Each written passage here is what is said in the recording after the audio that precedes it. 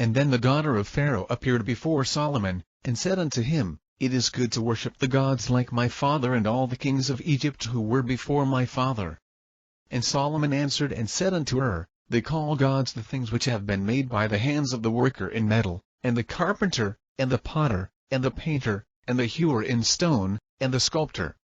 These are not gods, but the work of the hand of man, in gold, and silver, in brass and lead, in iron and earthenware, and in stone, and ye call our gods the things that are not your gods. But we worship none else than the holy God of Israel and Our Lady, the holy and heavenly Zion, the tabernacle of the law of God, whom he hath given us to worship, us and our seed after us. And she answered and said unto him, Thy son hath carried away thy lady Zion, thy son whom thou hast begotten, who springeth from an alien people into which God hath not commanded you to marry, that is to say, from an Ethiopian woman, who is not of thy color, and is not akin to thy country, and who is, moreover, black.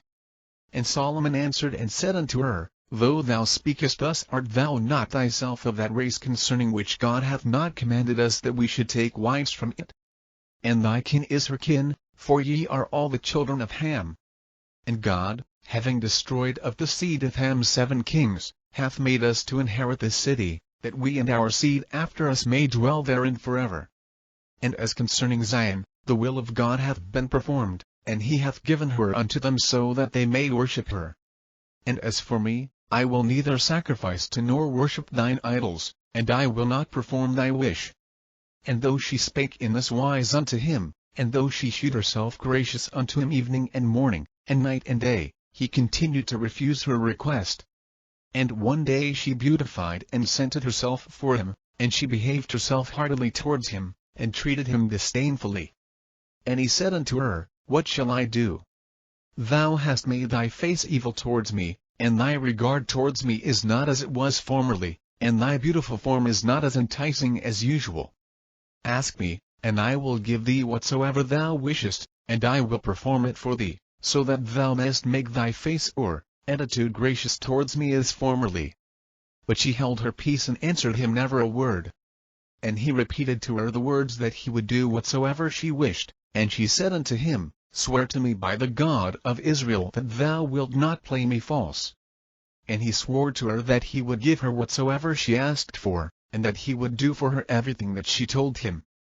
And she tied a scarlet thread on the middle of the door of the house of her gods, and she brought 3 locusts and set them in the house of her gods.